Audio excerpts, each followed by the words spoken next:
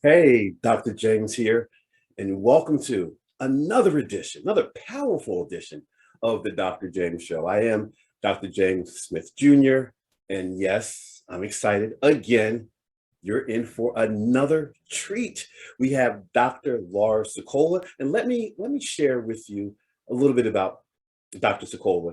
She is a leadership, communication, and influence expert. She's a speaker, TEDx speaker. The author of Speaking to Influence, Mastering Your Leadership Voice. She's the host of the podcast, Speaking to Influence, Communication Secrets of the C-Suite. What? Yes.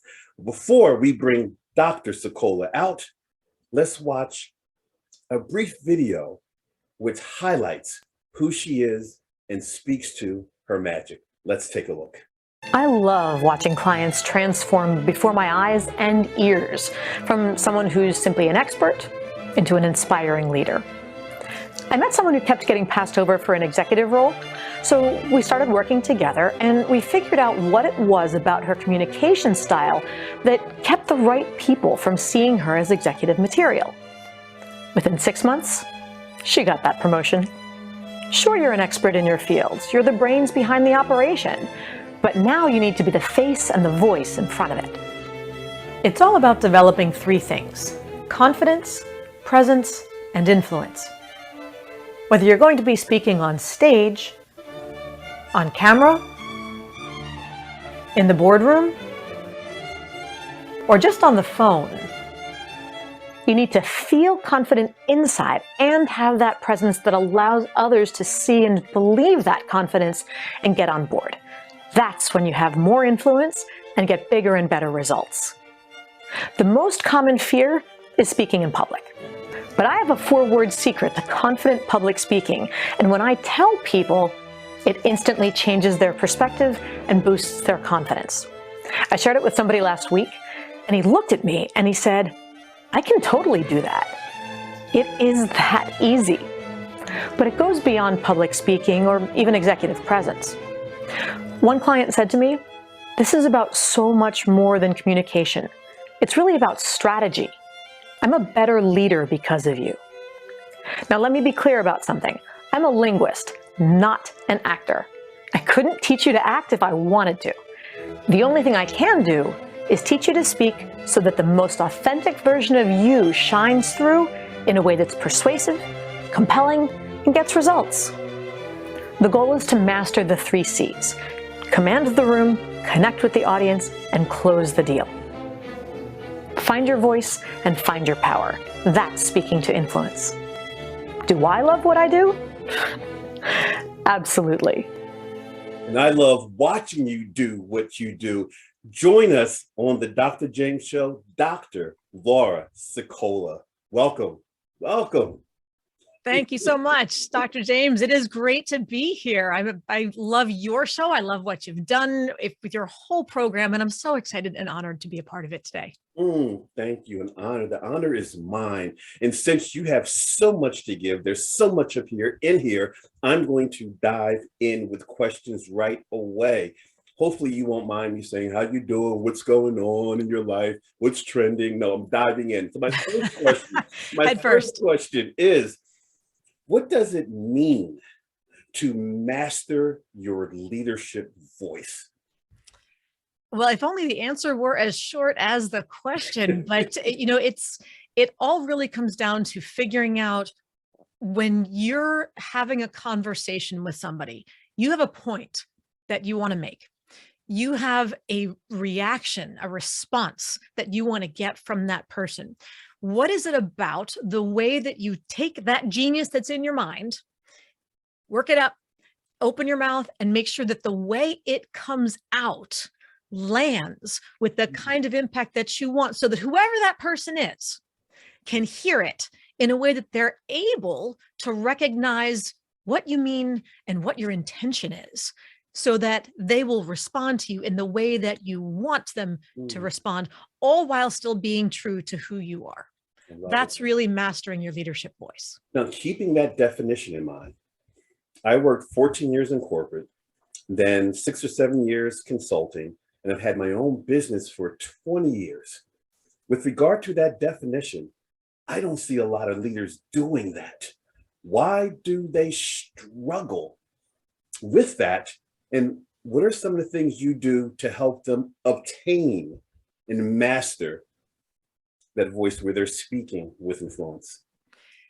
James, I really wish that that observation were less accurate, that there are not a lot of leaders who have mastered that voice yet. And honestly, I think a lot of the reason is because they weren't raised watching leaders. They didn't have role models who knew how to do it. So the standard of excellence has been limited to, do you know your content? And the quality of your work, the knowledge that you have, or whatever your outward product is, should speak for itself. That's not acceptable because you are not product. You are a person. And if you're going to go from just being it's one thing if your role is simply to be a technical producer. You're in IT, you're an accountant, you are a marketing designer, whatever it happens to be, fine. But if you want to, and you'll go up the corporate ladder, up the career ladder to a certain degree based on those technical skills. But if you want to transcend into higher leadership, there's a shift that has to be made. And that shift means now can I not just produce independent work at the highest quality, but can I convey my vision? Can I elevate others? Can I lead others all toward that vision more effectively and get people on board? Do they see me as somebody who's just good at my job, or someone who is a leader? And leadership is an image. It is not about your role or title. You can be you can be an intern in the mailroom and be viewed, be recognized as a leader or someone with leadership potential. And you can be the CEO and not, at which point you're just the boss. And the way people show up for you is very, very different. So if you do happen to get to that top place and just sort of expect that your work should speak for itself, you don't speak for yourself and for your vision. The quality of the people, the team, the loyalty, the vendors, the clients who are all part of your raving fan system will be very, very different. So how's that? That is phenomenal. And the fact that we have so many who don't speak with influence, I think is part our fault, because as employees, as people who are listening and watching, we watch a horrific presentation, a boring presentation, and we clap. Well, guess what? They do it again and again and again. Why won't, actually, what do you do when you're coaching these C-suite leaders? What do you do to help them become more vulnerable for the feedback and wisdom that you're going to pour into them? How do you get them speaker ready, presenter ready, influence ready? There's a couple of things we have to do. And a really big part of it is in the very beginning of our relationship, right? There's the, in the moment, how do I coach? But then prior to that, when we're just talking about, they're telling me what their issue is, and we're deciding whether or not we're going to coach together, because I don't just take anybody, I mean, yes, everybody's money is green, but we don't have time to, right? You pick the people, the clients who are the ones who are going to take your gifts and run with them, leverage them, and implement. I don't want somebody who's going to say yes and cut the check and then not do the work, because they're not going to be happy with the result. And that's not the raving fans that I want to create. I want people who are going to take my work and make their own magic with it. So in that initial, what I call a breakthrough session, but the consult call or whatever else you want to do, we need to get really clear on a couple of things. And one is, are you coachable? Because if you're not, if you just want a fan club, or you just want, somebody to give you suggestion, no, have a nice day. Don't waste your money and my time. And number two, have you ever had someone say, no, I'm not? They have never said it, but they have demonstrated it. So for example, I had someone come to me and say he wanted help with his public speaking, and he was, I'm listening to what his challenges are. His career had taken some evolution. He was now in business for himself. And he starts telling me about how back in the 60s and 70s, he had worked with Dick Clark on American Bandstand, big Philadelphia institution. Yes. I said, and he's telling me all about this. I said, okay, that's great. What have you done since then? And he stops and he goes, why do people always say, I just told you I worked with Dick Clark. You're supposed to say, wow, Dick Clark, how'd you get that? That must have been amazing. I'm like, I'm sorry. Did you just dictate to me what my response was supposed to be? You are not, and I didn't say that to him outright, but that was what was going through my head. Right. But I did say, within a moment or two, that was a click right there, red flag that said, this person is not coachable. He is not looking to grow. He is not looking for feedback. He is looking for a fan, not a coach. Keep your money. Have a nice day, because that will be a miserable relationship for both of us. And there was a lot more than that, but that was the immediate flag that went, you're going to have to do some major pivot really fast. And if there's any chance of us working together, but it was pretty clear that there was not. So that's an easy way to identify. But then, as we're talking, not he and I, but any person in that situation, when we're having that initial conversation, I want to know, how do you like feedback? Are you somebody who appreciates like the gentle touch? You'll take it, but you tend to take things really hard. You tend to take things really personally. So I need to deliver gently. Or do you like the baseball bat approach? Are you somebody who's like, nope, you just give it to me. I was raised this way and that way, and just take the baseball bat, beat me over the head with it, and just lay it out. I will want to tell you to screw off in the first 10 seconds, but then you're going to remind me that I told you to use the baseball bat, and then I will sit with it. And in 15 seconds, I will be able to process it. And we go from, what? Okay. So I've got a client like that right now. He's head of a big financial whatever firm. And, that's what we do. So when it's my turn to give feedback, I'll say to him, okay, shall I bring out the baseball bat? And he'll just laugh and go, yep. All right, bring it out. Good. So now, of course, I'm never actually baseball bat like with it, but that's our tongue in cheek cue to say, okay, let's do some feedback. I love it. Do you find that you're able to get them to ignore the gender dynamics, where they see you as this expert, this leader, not as this female, this woman who's teaching me how to be a better speaker? I think so. At least for me, usually if they're coming to me in the first place, it's because either they were referred to me by someone else who's already gotten results. And they want the results that person has. Sure. I could be a green Martian. They don't really care. I could sprinkle pixie dust on them. The fact is they want the results. Sure. And whether or, whatever I look like, if they trust from what they heard that I have the possibility to give them to get them results. And then through our initial meeting, they realize that, okay, she's already made me see in the first 20 minutes, we've identified goals, we've identified procedures, and we've identified the kind of results we're going to get if I do X within this time frame. They're on board. So it's let's get going. And sometimes, I think when you understand gender dynamics, you can play with them a little bit. You don't have to hide your femininity, masculinity, whatever else it is. You play with it. I'm not flirting. I'm not, being super harsh. I'm not. You have a rapport, you build rapport, you build comfort, and, you play with it. You and I had that right from the beginning. It's just playful language that's still within content, focus. And as long as both people understand, you find your common language, and that's what matters most. I love it. This is where you are now. You're doing extremely well. Business owner, speaker, TED Talk, podcaster. But based on my research, I see that got your PhD from the University of Pennsylvania. You even taught there for 12 years, and doing what you do now was not on your radar screen. I want you to talk more about that, but after we watch a little clip of you in an interview, basically telling the story of how you got started. Let's take a look.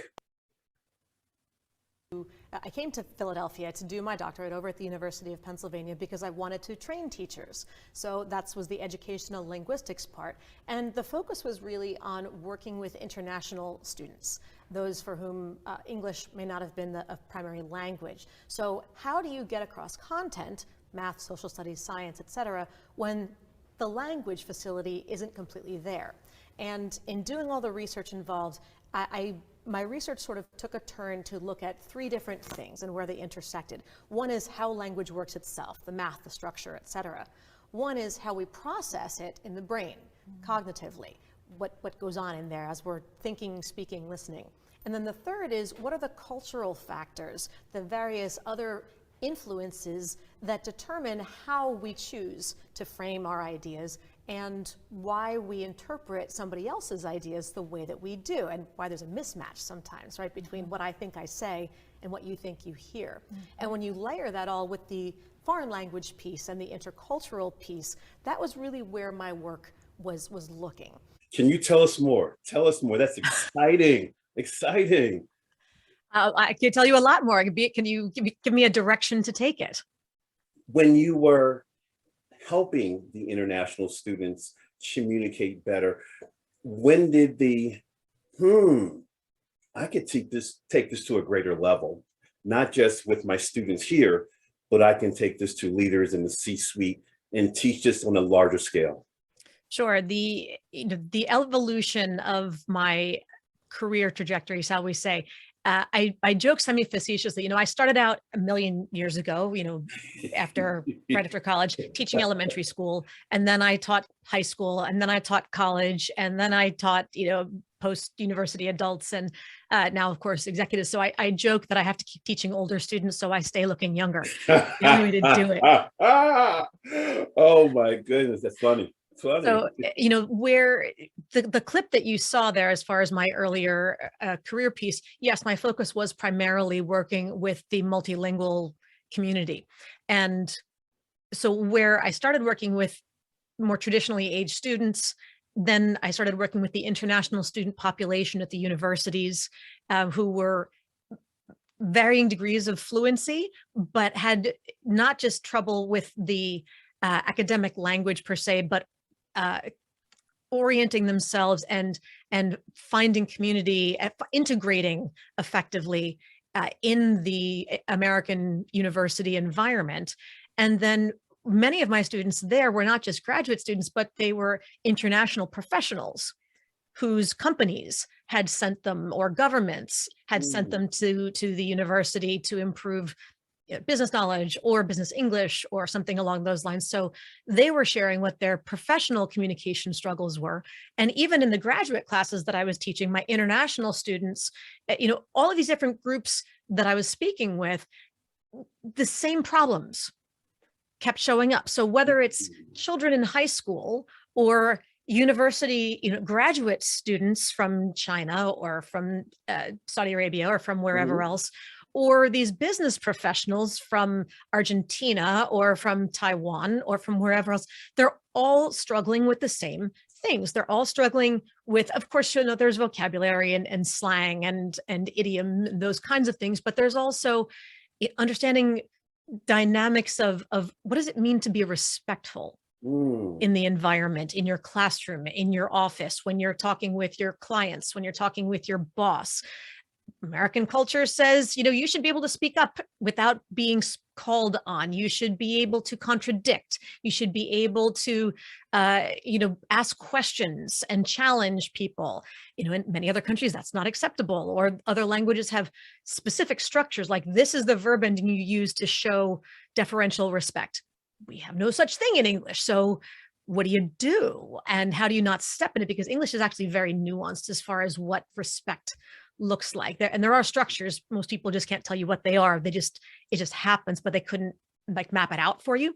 So helping them navigate all of those dynamics is where my work started taking off more in doing my first consulting work, coaching and training was with the international professional community. Think about, just by stereotyping, think about your IT departments, think about your risk analysts at banks. Many of them are Chinese, Indian, other groups where they have American degrees. They're extremely proficient in English, extremely fluent, highly educated, highly successful, extremely good at their jobs, but there's still some disconnect where they're quick to get the producer, the individual contributor job, but then there's this, what I call the linguistic glass ceiling.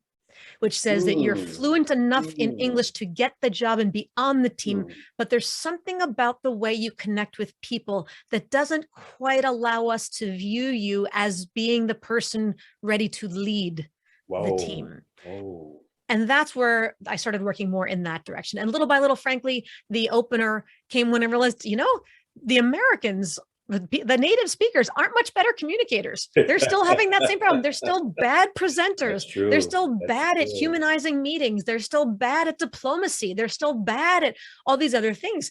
It just is one extra layer when English is your second or third language. But just because you're a native speaker doesn't mean you're a great communicator. Ask your significant other. He'll probably agree with me, whoever you are out there. So that's when I kind of went, you know what, there's no reason that what I'm doing right now cannot be expanded to the native speaker community. And for the last decade, that's where it's been.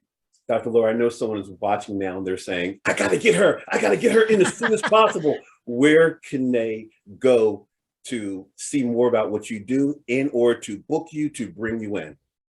Thank you for asking. The easiest place, of course, is to go to my website, which is vocalimpactproductions.com. You can also check me out on LinkedIn. Feel free to connect with me. If you do, I would humbly request that you add a little one-line message with the invitation that says, hey, Laura, saw you on the Dr. James show. Love to connect, as opposed to just the generic so-and-so is inviting you to connect, because if I don't know who you are or why you want to connect, I generally don't accept the invitation. LinkedIn to me is about relationships. Yeah. And it has to start with some sort of an introduction, not just a click. The person who dies with the most LinkedIn connections does not win. So it's about the quality, not the quantity of connections. You can also check out my podcast, please, which is Speaking to Influence, Communication Secrets of the C-Suite, as you generously mentioned in the beginning. So And those they are all could great check places you to out start. on YouTube as well. Yes, of course. I do have a YouTube channel as well with Vocal Impact Productions.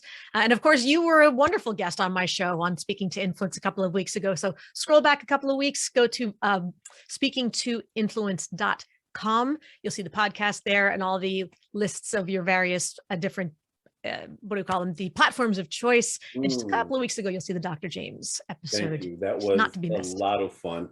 And I will, at some point during this interview, speak to authenticity, because I know you have written about that in your book, and I have a copy, Speaking to Influence. What was the inspiration? What was the inspiration around this book? And I know it's one book, but after having read it, you got 50 books in here at least. This is some powerful stuff. What was the influence? The catalyst for the book was really, I'll be transparent. There were a couple of them. Number one is just, there's only one of me, and there's only so many hours in the day. I believe it's 24 last time I checked. So how could I make my content available for anybody, so that no matter who you are, no matter what your budget is, no matter what your situation in life, you have the ability to just read it for yourself. At the end of every chapter, there are activities to do. I call them blind spot challenges. So do the blind spot challenges. That book will coach you through the first 85 leaps worth of transformation that I would otherwise be able to help you with if we were working one-on-one. So get the book, read it. It's only 150 pages or something. It's not a giant tome. It is soup. I wrote it very conversationally, lots of stories. And the beauty is that everything that's in it is relevant, not just for the professional world, but for the personal. There are stories in there talking about conversations with my husband, engagements with my kids, my little guy and my teenager. And so people are people. It's the only thing that changes is the context and the objective. So everything that's in there, if you take it to heart, you will hear yes a whole lot more often. And that's why the book was written. And selfishly, the book was written because I, as a speaker, and you know this, as the incoming president of the Philadelphia chapter of the National Speakers Association, as a speaker, if you want to be on the bigger stages, so for anybody out there who has aspirations to such, many of them will, on the application form, they'll say, do you have a book? And the simple answer is, if you don't bother filling out the rest of the application, because if you're at a live conference, they want people to love your content and then go to the expo floor where they're going to have a book booth of all their speakers, and they want you to be able to give them a book that they can sell where they make the profit and it promotes all that kind of other stuff. So if you don't have a book, you're not going to get on the stage. So that was finally the kick in the pants to make me just pull the trigger and write it, as opposed to just thinking about writing it forever and ever. So that helps. So there's my little promo. Endorse every author's book, every author that I know. I don't endorse. Major endorsement with this one. Trust me, you want to get it if you're a C-suite individual or someone aspiring to be in a C-suite or someone who just wants to improve their communication. This is for you. This is for you. Speaking of this is for you, there is a question in the chat room. The question says, what do you think are 3 must-dos for executives to be inspiring leaders? And I would say inspiring leaders. What are 3 must-dos? This book has 3,000, but if you were to choose 3 of the must-dos, what are they? 3 of the musts. Okay, so first one I would say is you need to listen to yourself. And I mean that quite literally. So when everybody's here in the virtual world nowadays, so there's no excuse to say, well, I don't know how to listen to myself. Sure, on the next meeting, hit the record button and then go back later on and play 5 minutes, 2 minutes of yourself. Feel free to fast forward to any point in the meeting where you're talking for a couple of minutes and just watch yourself and ask yourself, okay, what am I trying to project here? Am I trying to project, enthusiasm and encouragement? Am I trying to project calm and don't panic? Am I trying to project warmth and welcoming and what is it? And then am I doing it? Or when I watch myself, and I'm going to date myself with this reference right now, but when you watch yourself on that video, is your first thought, Bueller, anyone? And I know you know what I'm talking about. Yes. So, for anybody else out there who does not, come on out from under your rock and then go to Netflix or wherever it is and watch Ferris Bueller's Day Off, a great 1980s teen classic flick from John Hughes.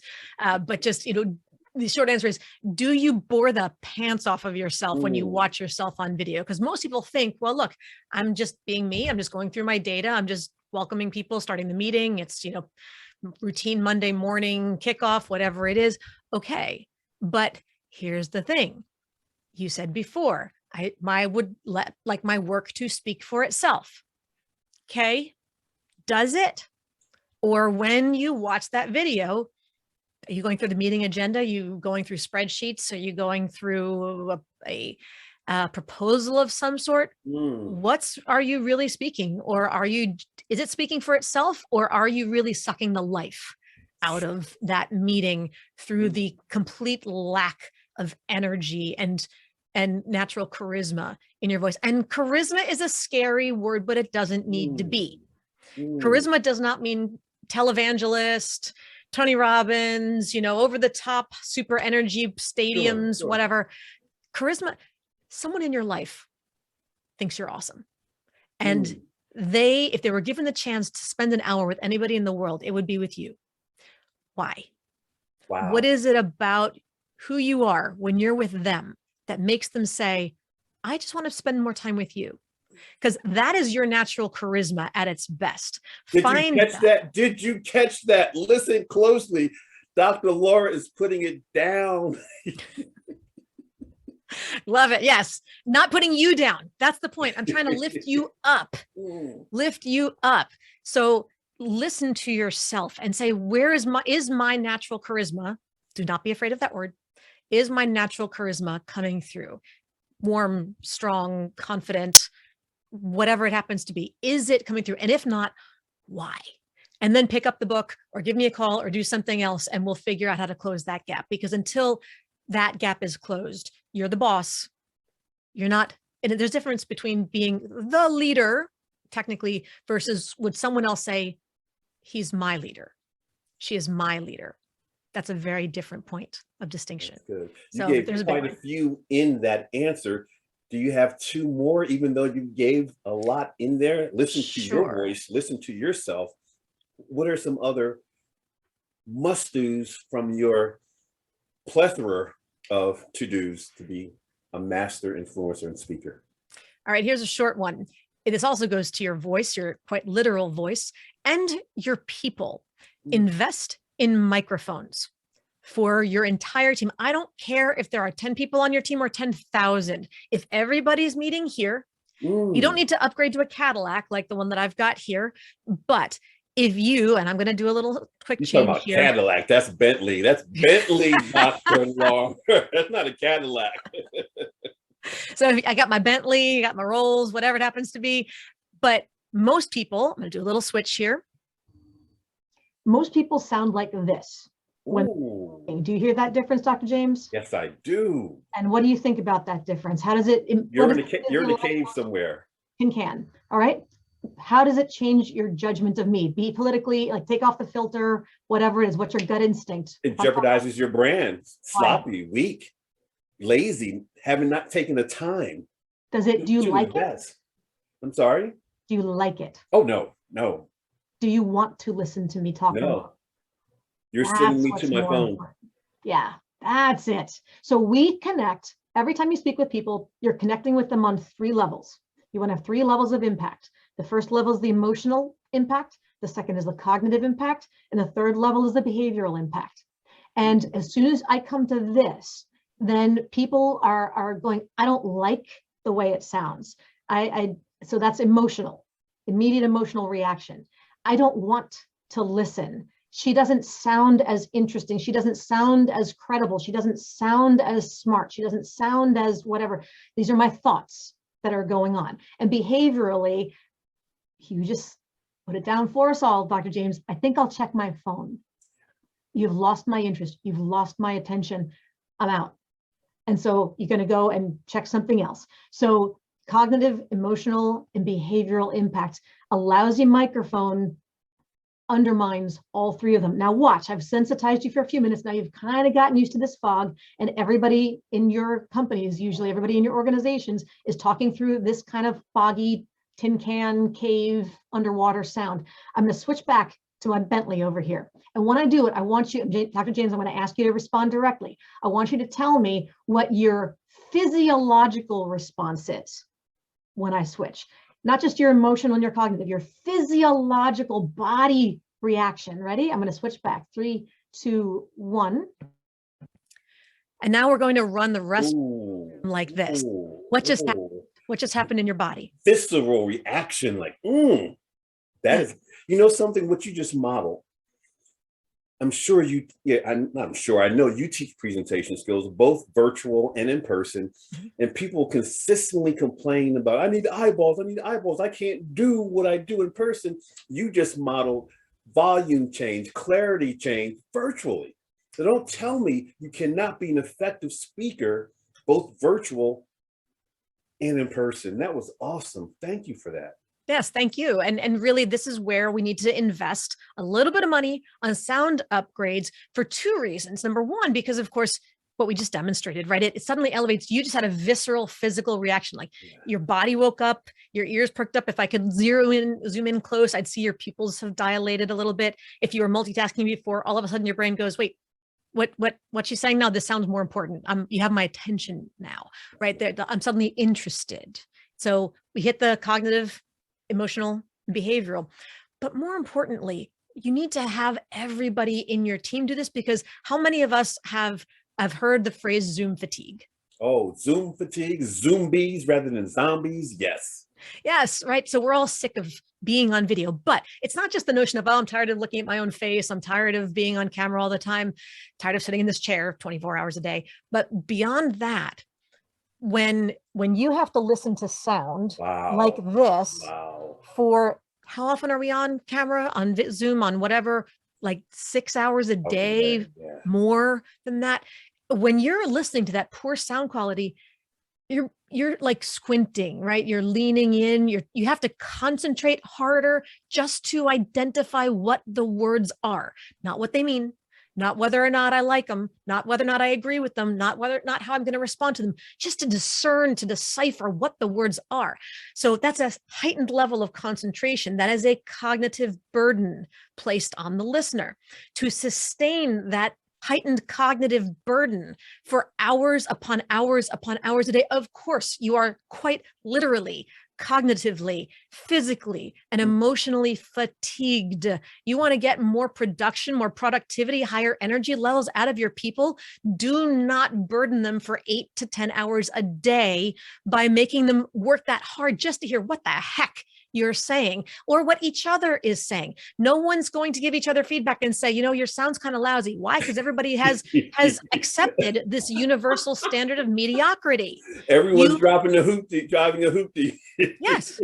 No one's going to tell them, and that's the thing. When I have my podcast, I do a prep call with my clients, you're with my guests, you're part of it. And of course your setup is terrific. So I didn't have to do any sort of Eliza Doolittling there. Ditto. But with all of my other guests, we start by looking at your setup because I want you to come on my show and be proud of what the product is. And the fact is that if you don't have a good microphone, if I sound like this and you sound like this when you answer my questions, no one's going to tune in for the rest of the show.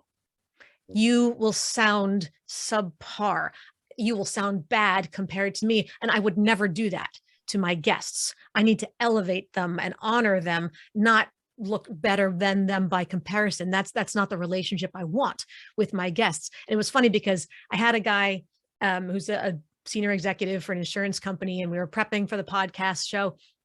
And, I gave him feedback on this and he's like, well, nobody's ever complained about it before. I said, of course not. You're the boss. With all due respect, who's going to tell you that your sound is bad? And frankly, yours sounds like everybody else. So that's just something they've gotten used to. Let's do this. Let's do this. I made some suggestions. We did some upgrades and whatever else. And he's funny. He talked to a mutual acquaintance of ours afterwards. And he's like, when I was talking to Laura, getting ready for the show, she corrected me. Nobody corrects me. I kind of liked it. That was it. I kind of liked it. And now, of course, he writes to me every now and then. He's like, I just had another meeting with so-and-so, and they were so impressed with how I sounded. And they are asking me about my setup and about my microphones. And I feel so much more empowered and so much more effective and authoritative and more confident in the virtual world because my setup is better. My sound is better. I feel like I run the show. That's what it's all about. What I hear you saying is that it's not all about the content. It's not about the information. No. Wow. And so many people show up and throw up, verbal vomit. They communicate to impress, not express. I love it. Yes. And they could be doing this with faulty equipment. I love what you just shared. I'm going to go to the chat room. There's another question that says, to young speakers, especially young women, who are often guilty of saying sorry too often, or using words like just that diminish their authority, how would you advise them in growing their vocal executive presence? Love that question. Yes. And, let's acknowledge the gender distinction for a second, because when we're talking about the young in particular, men and women are just as likely to maybe not apologize necessarily. That does tend to be more of a female thing, but the minimizers, the fillers, the upspeak patterns, and upspeak is that pattern where it sounds like you're asking questions because your voice goes up. Let's stop right there. Yes, sir. There. You're talking about upspeak. Rather than you share here, let's show a clip of you talking about upspeak. Let's take a look. All right, go for it. If we're haphazard in our use of intonation and putting it in the wrong place, we can have the exact opposite effect. We can distract the listener's attention from what's most important and make it harder for them to process what we're saying. And one of the most common and, in my opinion, annoying examples of this that's becoming more and more prevalent in society nowadays is a phenomenon called upspeak, otherwise known as uptalk, or more technically, high-rise terminal. And that's the pattern where people are talking and they keep adding these question-like tones at the ends of all of their phrases and sentences, like they're implying a bunch of little okays and rights one after another, like there's some sort of deep-seated insecurity and pathological need for constant validation.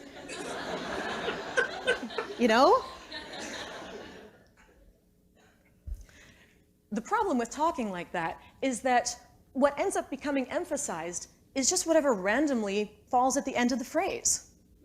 It doesn't help anyone to process what you're saying. And that monotonous lilting upswing time and again can be rather hypnotic.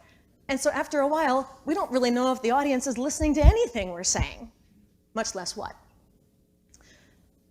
By the way, I should also point out that this is not just a Valley Girl kind of phenomenon like a lot of people seem to attribute it.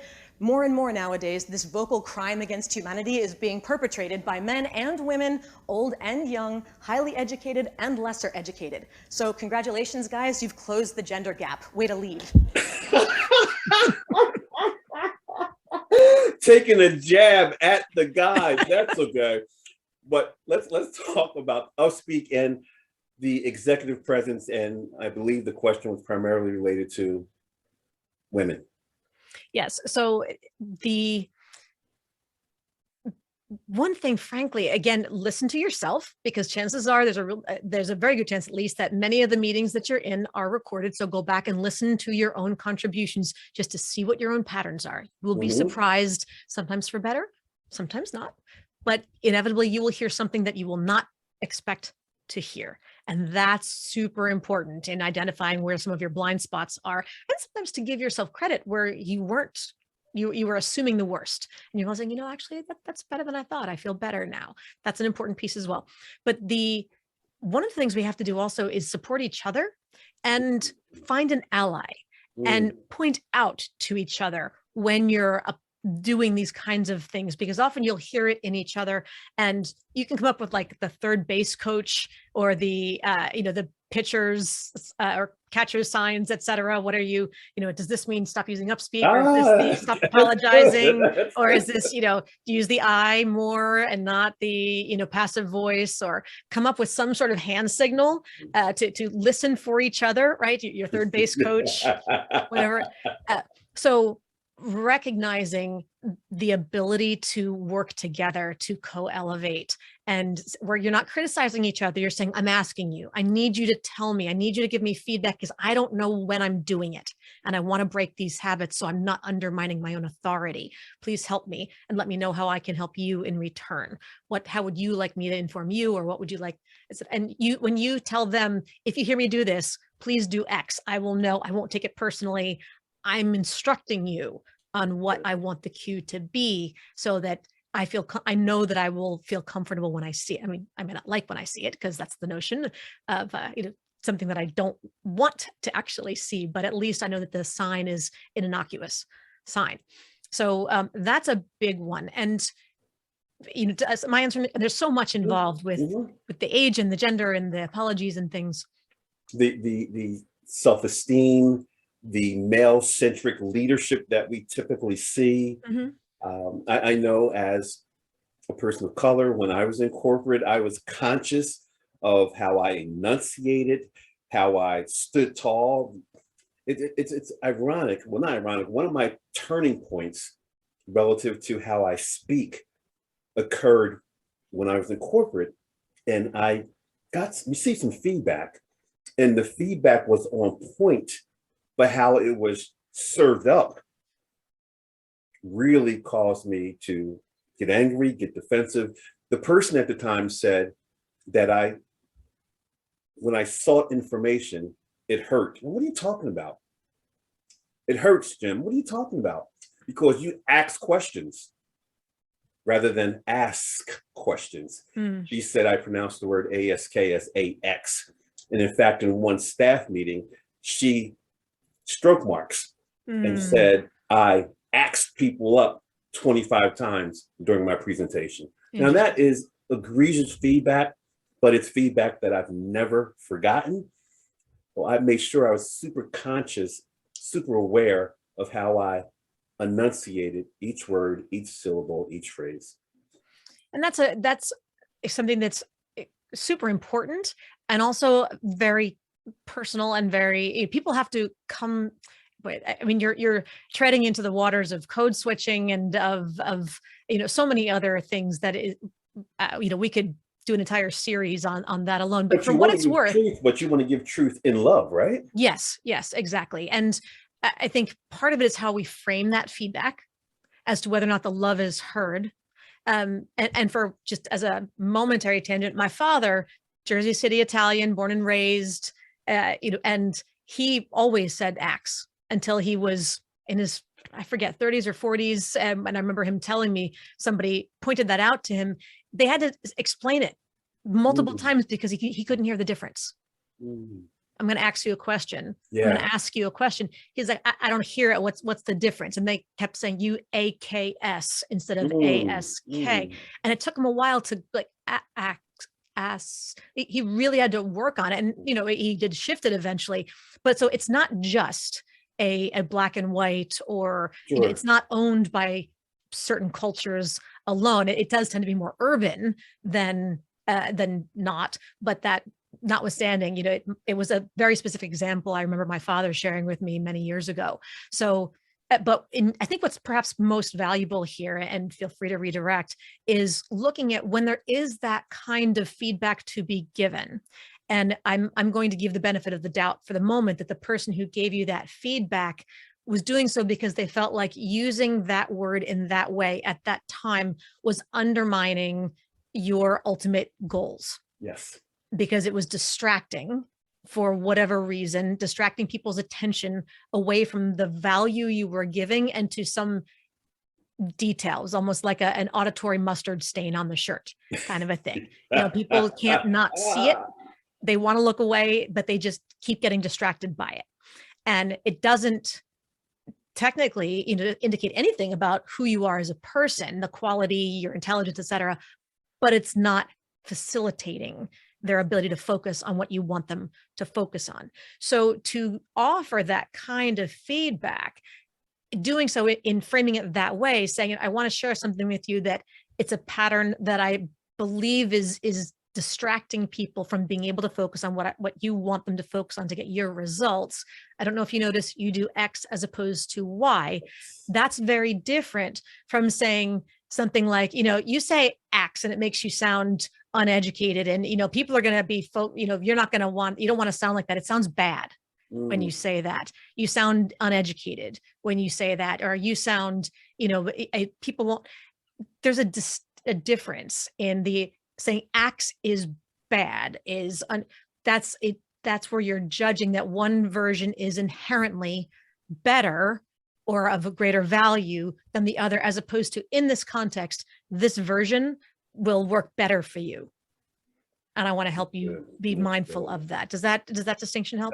It does. It's ironic that you use the mustard stain on the shirt. It's one of the reasons why I never eat before I go on. I never eat before I go on because I don't want the stain on the shirt or the piece of broccoli in my teeth or whatever. Let me go back to the chat room. And this question, we've been speaking to it in different ways, but I want you to think about watching a leader make a presentation and he, she, they were okay. And they come up to you and they say, Dr. Lar, what ways can I better influence the room next time? Because the question says, what ways can a speaker influence a room? So you saw the mediocre leader's speech, and they asked you immediately, give me some feedback. What can I do? That is a very big question, because in part it sort of depends on where they are falling short. Oh, sure. Well, it's the whole book. That's exactly right. Just pick up a copy, go to Amazon. It's available paperback, Kindle, Audible. Although for the Audible version, if after the end of this interview you're kind of tired of the sound of my voice, don't do the Audible version, because it's another like 8 hours of the same thing. So go for the paperback version or the Kindle version. But I digress. Someone asked for feedback about how to better influence the room. I think I would start first by asking them more questions. Where do you feel like you didn't influence them most effectively?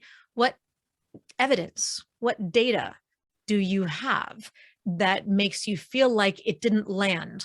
What results were you looking for, or what type of engagement were you hoping for? And really, this is a big part of my onboarding process when I'm having that breakthrough session with a new client, is what outcomes are you not getting that you want to get?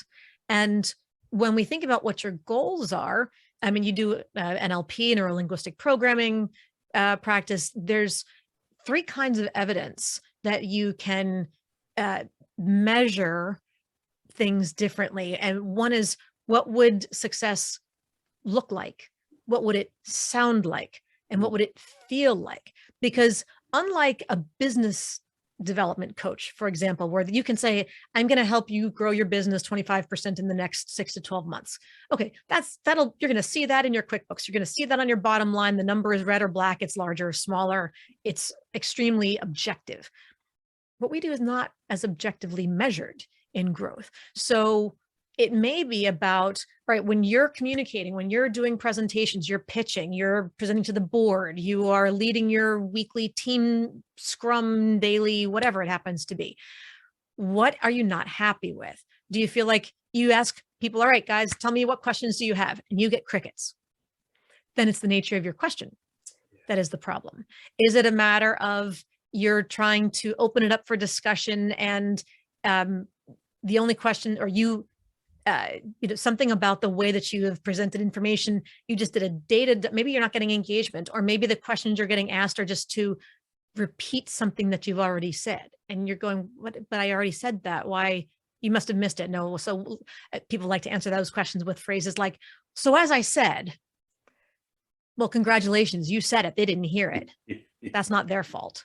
So what is it about the way that you're presenting stuff that people seem to keep missing things and asking you to repeat, as opposed, or there are people challenging you when it's time to ask questions, as opposed to asking for additional information because you have them curious about something? Do their questions begin with, yeah, but, as opposed to, so tell me more about X? That's different. The quality of the engagement, and what is it that you're doing that is facilitating this tendency in your audience versus this tendency. And then we'll dig a little bit more from there. Maybe it's about how you feel when you walk into a meeting. How do you typically feel? Do you want to throw up before you talk in front of a group of larger than 5 people? Maybe your goal is, heading into these weekly meetings, I want to not feel like I'm going to throw up.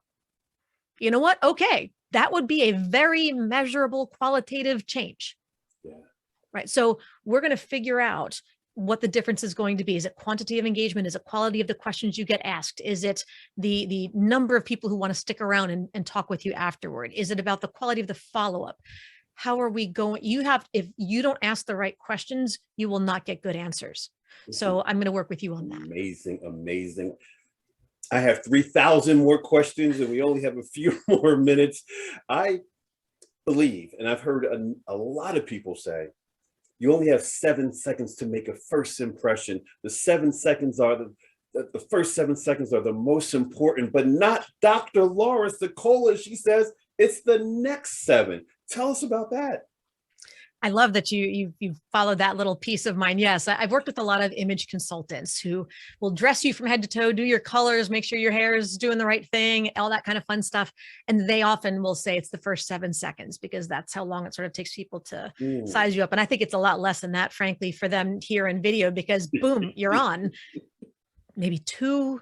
I think that 7 seconds has really shortened a lot, along with people's attention spans nowadays. But yes, for me, it's the next 7 seconds that matter, because that's when you open your mouth and prove them right or prove them wrong, for better or for worse. So there you go. I love it. Speak to what makes speech influential, and how does authenticity play a role in making your speech influential? Well, I think, simply put, speech is the verbal manifestation of thought and feeling at its most basic, right? That's what speech is. I have an idea. I want you to get that idea. So unless I'm going to draw pictures, use smoke signals or semaphore flags, it's going to come out verbally, right? So at that point, you mentioned earlier, is the content good enough? And the answer is no, because all messaging, all speech messaging has 2 halves. There's content and there's delivery. And if you have good content, but bad delivery, it's like dipping a pearl in mud. There's good stuff in there, but you can't see it. You can't find it. And if you have good delivery, whatever that means, but not great content, your idea is not well organized, your data is not there, whatever it happens to be, it's like putting lipstick on a pig. Somebody might find it entertaining momentarily, but in the end, it really has no value and is probably cruel and annoys the pig. So what is the purpose in putting cologne on after working out before you get yes, the shower? Thank you. Do not empty an entire can of Axe. That's not helpful to anybody. So it is, I have no idea what I was talking about at that point. Making speech influential and then adding the caveat around authenticity. How yes.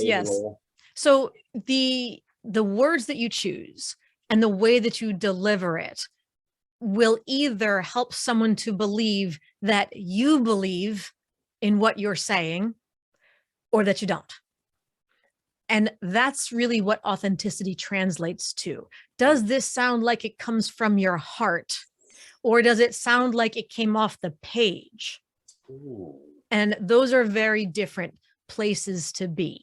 And this is why when people want to make videos, they want to put together scripts and whatever else, they have not been trained to write dialogue or monologue. They have not been trained to think about how they actually speak. They've learned to write casually and write conversationally, but not the way they actually speak, which is why when most people try to make a video with a script attached to it, and God forbid you let your compliance department write the script. They do. They don't even, oh my gosh. Yes, we want the compliance department to have input, but not final edits.